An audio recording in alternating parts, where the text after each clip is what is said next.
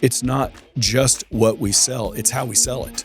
Amen. It's the process. It's the experience that the buyer has. Something go completely off the rails and you don't know what happened. You just keep on doing the same thing over and over again. That doesn't work. What is the definition of insanity? Yeah. That's what it sounds like, is when you don't have a system. Welcome to Building Your Sales Engine. I'm your host, Mark McGraw. Hello, friends.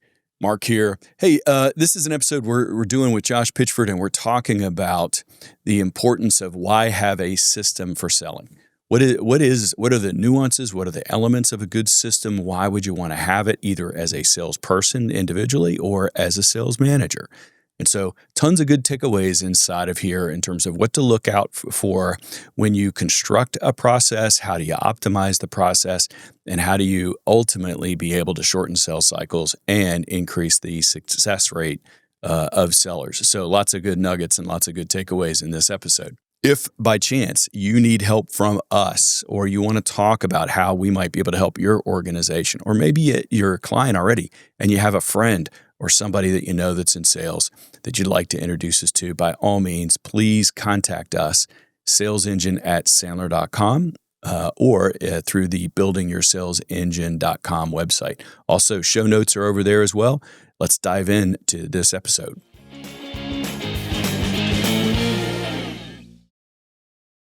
All right, welcome back to Building Your Sales Engine. I am sitting here with my good friend and colleague of 10 years, Josh Pitchford.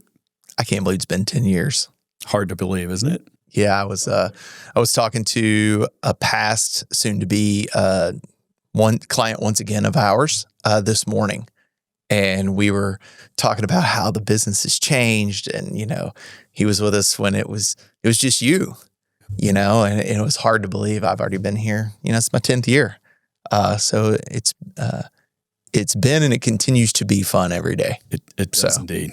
Absolutely. It does indeed. And today in the podcast, what we're going to do is we thought we would talk through why have a system for selling, and not just why have a system, although there's lots of reasons and we should talk about that, but also in addition to that, what makes for a good system? What kinds of things should either a salesperson or a sales manager have? Captured, documented, however we'll talk about that, however we want to go do that, such that we have a good system for sales. And so that's what we're looking forward to breaking down with everybody today. This is a core principle, at least in the Sandler world, and that's really fundamentally what we do day in and day out, is teach and help install a good system for sales. So looking forward to the conversation with you. Yeah, it's great that we're talking about this because this is day one Sandler. Yeah. We call that first workshop a lot of the times why have a system, the business case for sales process. I always tell people it's the why we do it the way we do it. Yeah. And so hopefully people that end up listening to this, they find something and look at, okay, what happens when I don't have a system, and maybe identify some things that they want to, wish they had systematized before, and they start implementing a couple things from this podcast. And I'd say right off the bat, Josh, that one thing I think people don't realize is that everyone is using a system. No matter what, even if you're day one selling something, you're following a system. It may not be reliable, it may not be proven, it may not be consistent, but there's something that everybody is doing today. And, the thing is that if we learn to optimize that system such that almost like you update software, you make that better each and every time. So what do you see as some of the reasons to have a system? What have you seen with your clients as to what are the benefits of having a system in the first place? So you used a word there that I say all the time is my favorite word in the English language: consistency. And so being able to go back, if you're carrying a bag, salesperson, got a quota, being able to point to those things that, consistently can bring you results. Nothing is completely predictable, right? It takes good prospects, those kind of things, right? We always say it takes two to tango. We can only influence outcomes. We don't have absolute control. But if we can systematize things as a salesperson, you can go back and look at, okay, what went right? Let me keep on doing that over and over and over again. And then more importantly, what went wrong? Because that just sounds terrible to not, something go completely off the rails and you don't know what happened. You just keep on doing the same thing over and over again. That doesn't work. What is the definition of insanity? Yeah. And I always mess it up. So I'm not even going to try it. But that's what it sounds like is when you don't have a system that's reliable, proven, transferable. We'll talk about that more later. That's a huge one for sales leaders and sales managers. But the consistency part of it, what can you do that you can be consistent with that gives you the best opportunity to influence into good results? Yeah, to get to the best possible outcome. And, I think the other thing that happens too is that if you don't have a strong system as a seller, we will all default to the buyer's system. And, the buyer's system and I guess I'll just rip through it real quick. There's 4 pieces to the buyer's system. Number 1, they often mislead the salesperson about the level of interest. Number 2, when they get interest, they ask for information. Usually the salesperson provides free consulting. So step 2 is they get information. Step 3 is they make no commitments and usually make positive sounding things. Looks good, Josh. We'll get back with you soon. All things considered, apples to apples, we'll probably be working together in the not too near future. And it misleads salespeople. And then step 4 is that they will ghost the seller. So if a salesperson doesn't have a good, reliable, proven, transferable system for selling, then sometimes the buyer system takes place, in which case we're dangling at the end of their thread. So it's just another reason to go have it. Thoughts? Yeah. It goes back to the other Sandler rule. You're either part of your own plan or someone else's. Yeah, it's a great rule. And so one of the things that is part of, and we're going to talk about this a little bit more, is the components of a good system for selling. And it's just top of mind for me because I was doing a workshop for a group yesterday at this time on pre-call planning. And I started off with that Sandler rule. If you go in without a pre-call plan, you're going to automatically default to whatever the buyer's system is, their plan. And they don't even know what they're doing, but they've been taught through traditional sales. They've, created this buyer system that you quickly ran through there. And it's so predictable, almost regardless of industry. Of what we find is that there's different nuances, of course, but it's pretty consistent buyer behavior that if we don't have a system for selling, we're just going to go ahead and acquiesce, if you will, to that. So yeah, that's just what ends up happening. And that system is oftentimes not, the buyer system is often not in either the seller's best interest or the buyer's best interest, because the buyer might end up defaulting everything down to price when in fact they end up buying the cheapest solution. I've been guilty of that more than once. We all have, because we're all buyers, right? We've all done it. And we end up buying the cheapest thing. And as a result of that, I'm not happy with it at the end. And so I may have driven it down to a price decision where the seller didn't ask me enough questions or didn't control the process well enough to get me to think about something else. So a lot of times nobody wins when the buyer is totally in control. Absolutely. They just default to price. They commoditize the seller or the purchase. They commoditize it. Like you were just saying, they end up not even getting what's best for them.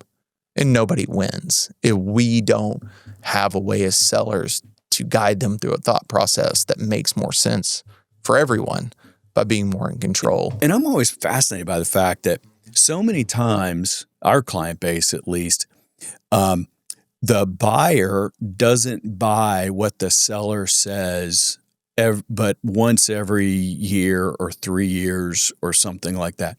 Let's say somebody's buying new software. That buyer only buys that kind of software once every 5 years, yet the seller might sell 10 deals in the course of a year. And so the seller actually, when their heart is in the right place, is in a better position to guide the buyer than the buyer is, because they do it 50 times more than the buyer does. So, anyway, that's just one more reason. There's all these reasons to have a system. But they've learned this mistrust thing, Mark. Yeah. from traditional sales being their arms twisted into something. You said something huge right there that I want everybody to underline in their notes is as long as your heart's in the right place. If we have, and I don't want it to become cliche, but if we're more outward focused and taking care of them, we're going to win long term. But if your heart is in that traditional sales role that I've got a number to hit, I'm going to twist their arm, and you're doing what's best for yourself to hit your quota, make a commission check this month. That's not what we want. Yeah. But absolutely, sellers that their heart's in the right place, when you work this process 10, 12 times a month for some of our clients, others are 10 to 12 times a year because they have long consultative, collaborative sales processes, but they do it a lot more than the buyer does. And I think that goes back to part of the Sandler system is communication, bonding rapport, building a relationship, building the trust with bonding rapport and upfront contracts, which we can get into. And your attitude is absolutely. One of, hey, I'm looking for the right fit with this buyer. No doubt. It's not, and this is part of a good system is your system designed to sell everybody that's got a pulse, or is your system designed to qualify people for fit? And if it's not the right fit, eject them nicely from the process and don't spend time. A good system will allow someone to not spend time with a bad prospect.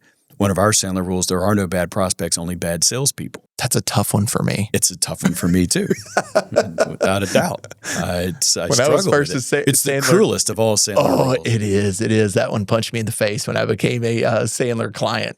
Years ago, before I was a coach and trainer. That one hurts. That there are no bad prospects, only bad salespeople. Yeah, because the salesperson is going to chase after something that they shouldn't be chasing. They have a very small chance of winning, and yet they'll pour their energy into it. That's a bad system. Will cause a salesperson to think that they can win every deal when they really should be more discerning in the projects that they chase. Go look for our second favorite answer. No. Yes. Right? Our second favorite answer. Let's not get crazy here. Our first favorite answer is finding, making sales, right? Let's not get crazy.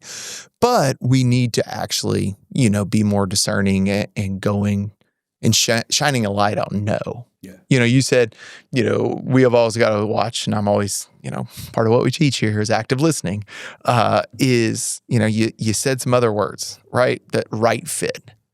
And you go read a bunch of sales books, watch a bunch of sales videos or whatever, you're going to hear that term, right fit, all the time. And that's part of having a good system, is knowing what right fit is for you and your product, your service, your delivery model.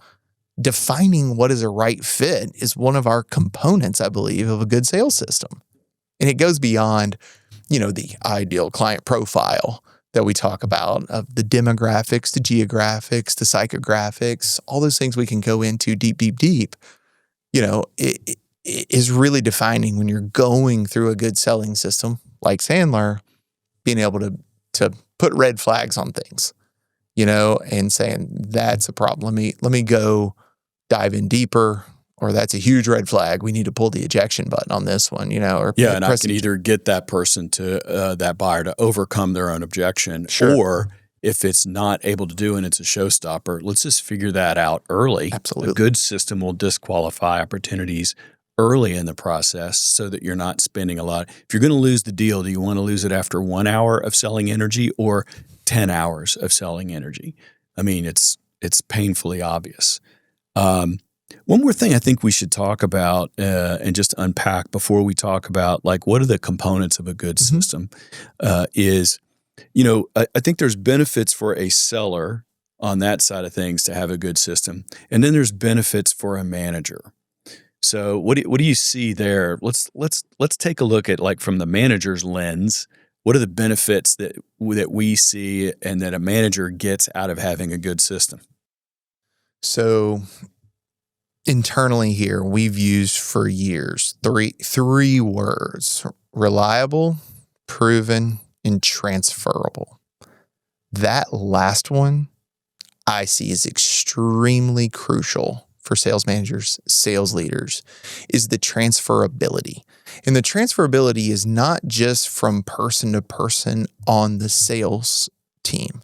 It's also throughout the whole sales organization for mentoring, coaching, leading, accountability.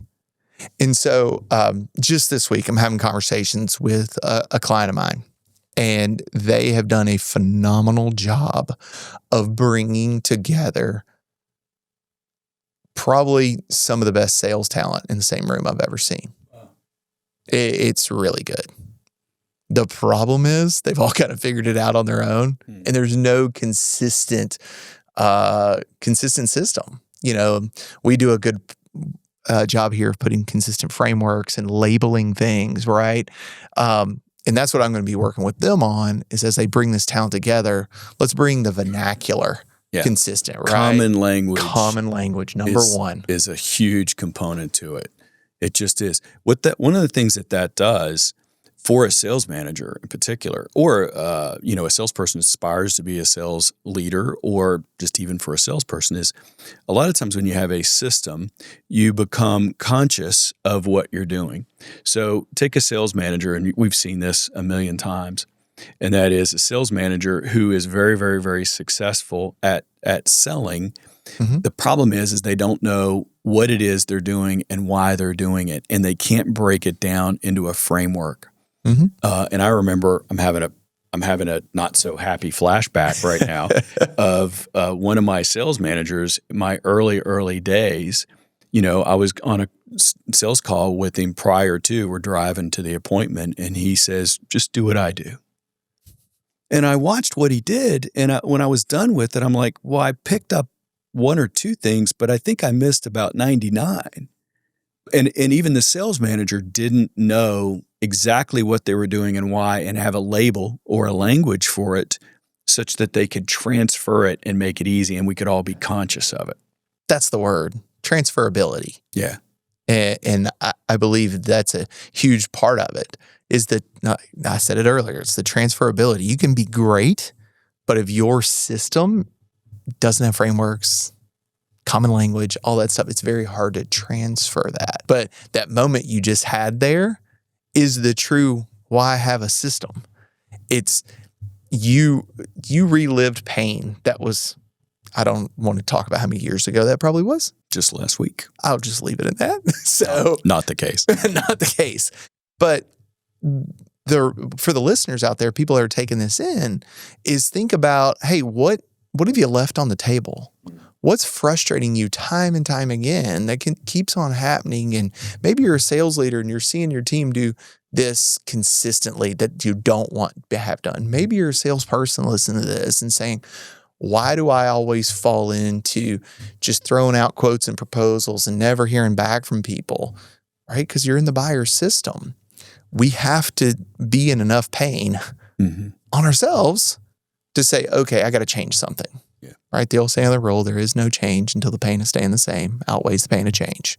Okay, and I can say that much slower, but go back and listen to it. It's like you have to have a good reason, and that your why of how you need to kind of systematize things to make life easier and more profitable. And so, I think there's a ton of good reasons why, both on the sales side and sales managers, why a system is useful. Let's talk a little bit. Let's switch gears and talk a little bit about what makes up a good system. Because really, as I think about it, a system for selling can be very conceptual, meaning like, okay, well, how do I capture it? Do I need to document it? What are the ingredients to having a good system? Let's start there. What are some of the things that you find, let's talk about what we find when we have a good system. What are the components to a good process or a good system? What are a couple you see? Well, I'll just make sure we make everybody more okay. We're not going to turn this into one of those 5-hour podcasts that we could listen to, because we could go on for days. Just some of the components. Let's start with the salesperson side of things. And if you think about the whole from the beginning to end and beyond, I always call it from hello to close business and beyond. What's your prospecting system? What's your cookbook, to use Sandler vernacular? I call it a behavior and accountability plan. What are those consistent activities you need to do day in, day out, week in, week out? Document it. Track it. What's working, what's not working. Start what makes there. for a good week? If What I makes do for a good these week? things, Yeah. and that's a system for having the accountability for having a good week. So whether you have good results or bad results, if you're following a cookbook or a recipe, that's a behavior plan. Absolutely. And it's part of a good system. So that's certainly a great one. What else do you see? Well, keep on going. If you do a great job of executing your behavior plan, you're now going to have new first-time appointments, FTAs. Well, you've worked very hard to get in the room or in a virtual appointment with your prospect. Maximize that time.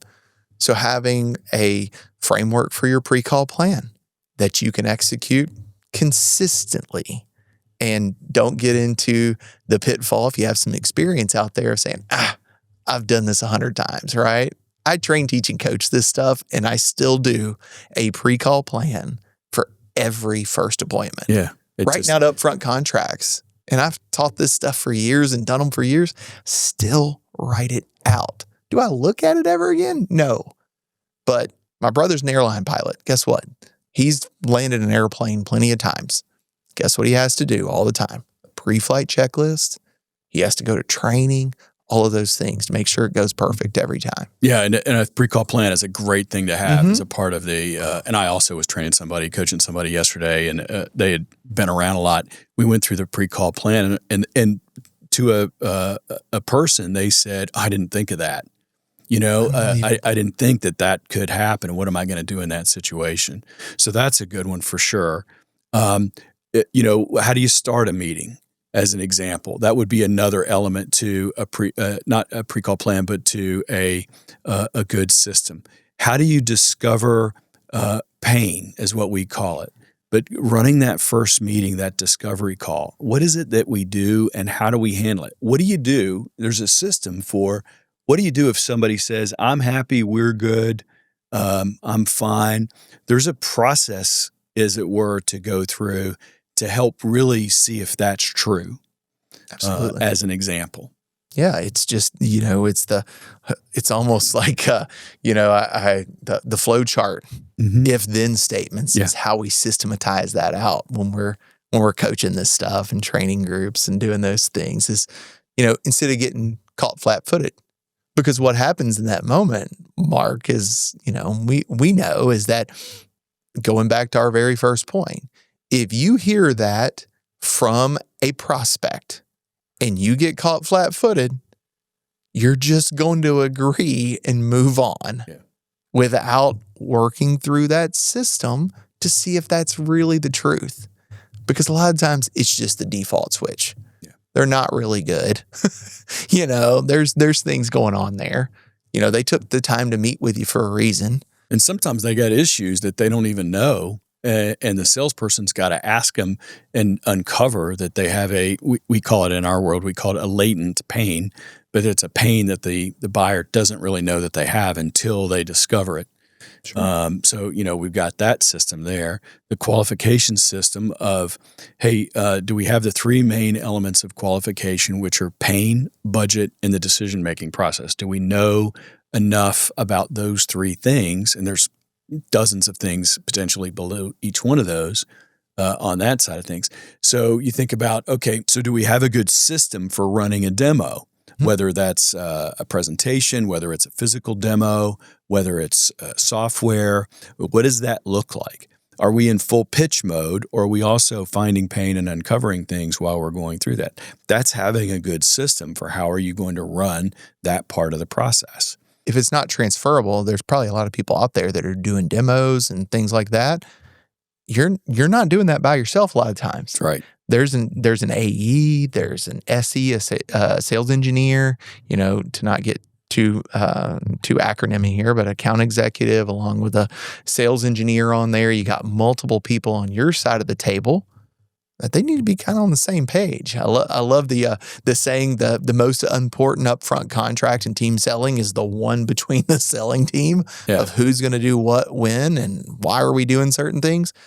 Well, if people don't have that system for selling, we're just going to be stepping on each other's toes through that whole conversation. It's a train wreck. It's a train wreck. And here, think about, and some of the people out there listening to us, Mark, we see it all the time, is if you have a highly technical sale, software, construction, doesn't matter. It could be anything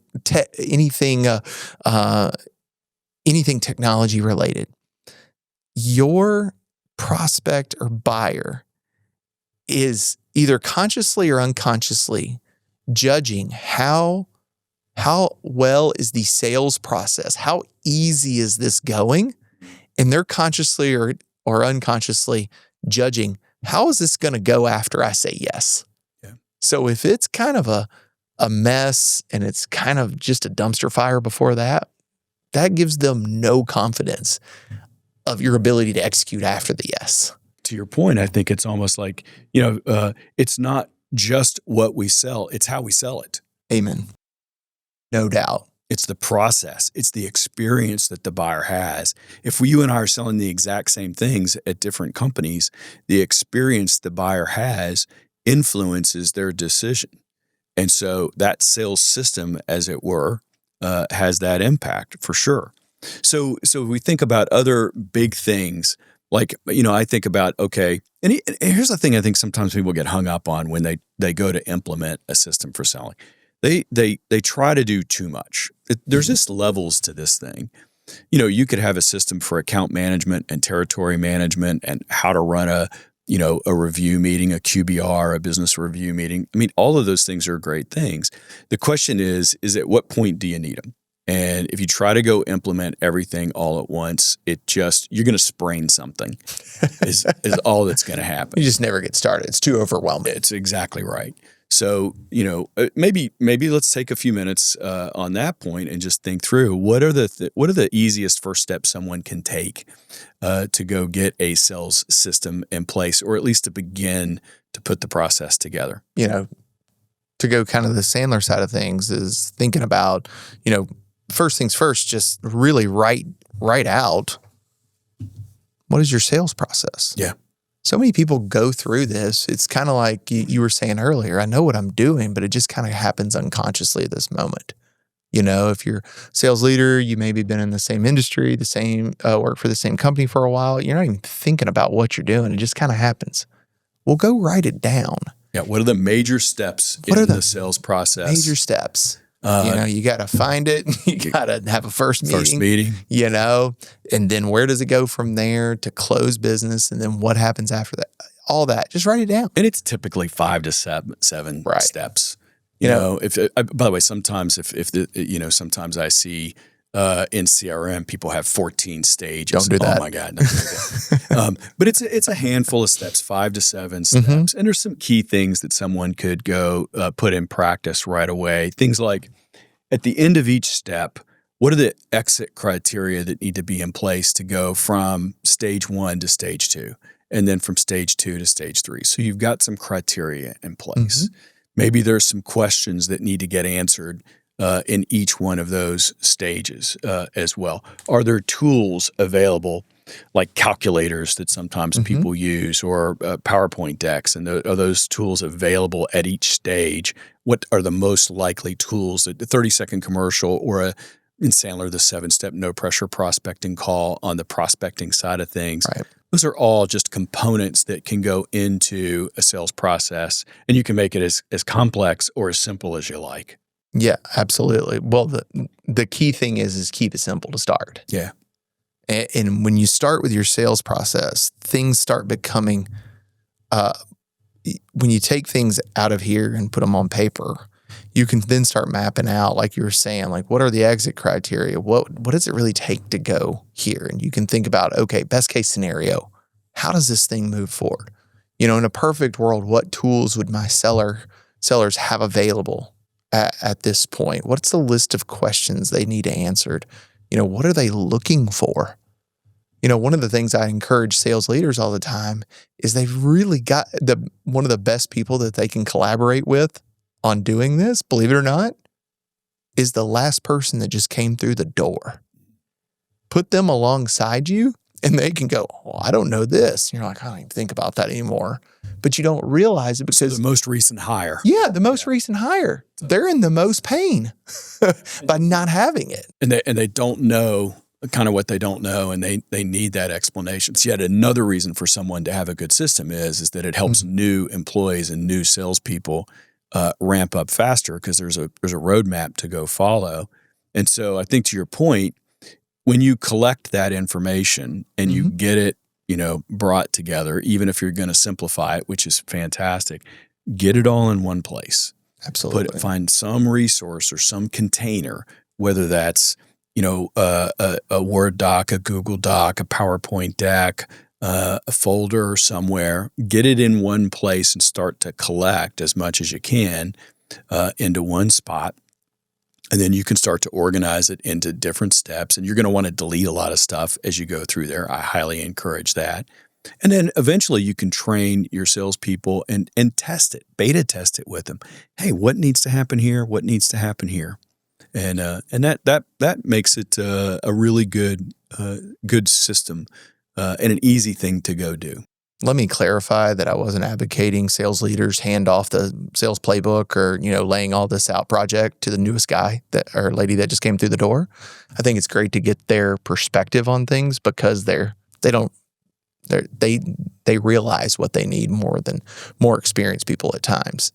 But to your point about, kind of putting it all in one place is understanding that this has to be a living, breathing document. Yeah. It's a project that's never done.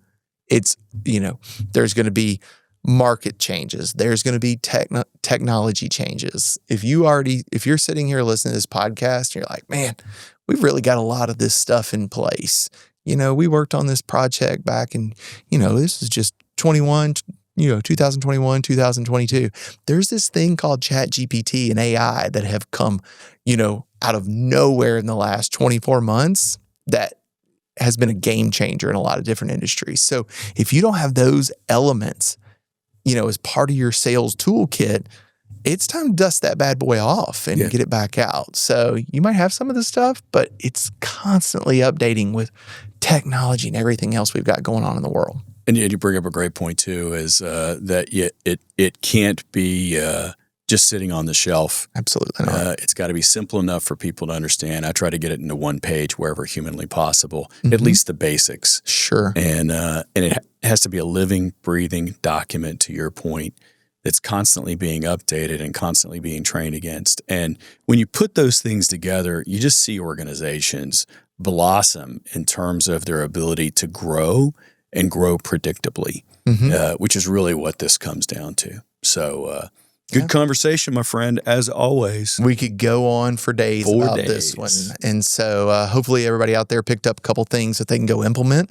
Take that one little small step, even if it's bringing up a file and calling it, okay, what do I need in my sales system? And just start thinking about the things you already have. Start there and then just start layering it in. Good. So, thanks for inviting me. This is great to talk about. We'll do it again and keep doing it. Thanks. Good to see you. Good to see you too.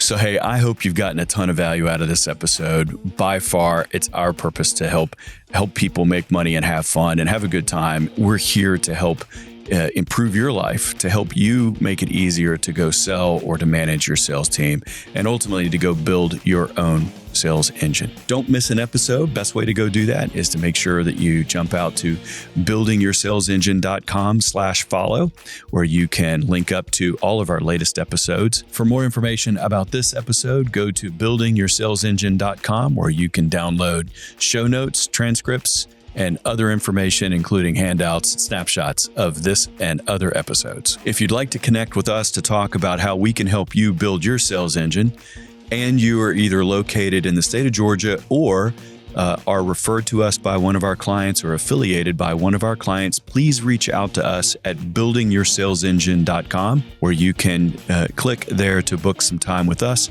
We can find out how we can be of help with one another. If you're not in either of those two circumstances, please reach out to Sandler.com, where you can find a Sandler office near you. Be well.